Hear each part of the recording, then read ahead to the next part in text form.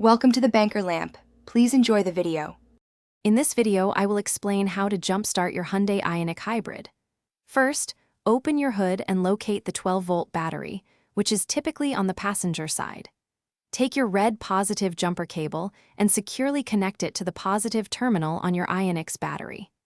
Next, connect the black negative cable to a clean, unpainted metal surface on the engine block or chassis, away from the battery.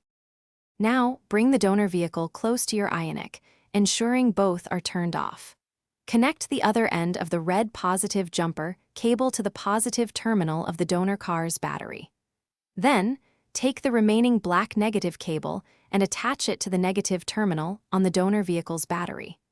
Double-check all connections to ensure they are secure and not touching any moving parts. With all cables connected, start the donor vehicle and let its engine run for about 5 minutes. This allows some charge to transfer to your Ioniq's 12-volt battery.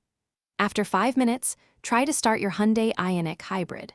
Once your Ioniq starts, carefully remove the jumper cables in the exact reverse order of how you connected them, starting with the negative cable from the donor car.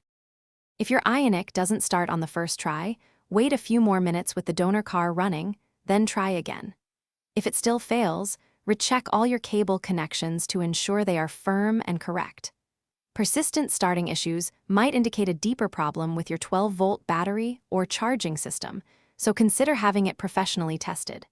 For more great tips and deals, including a book that can truly change how you think about money, check the description below. Thanks for watching. If this was helpful, leave a like and consider subscribing. See you next time.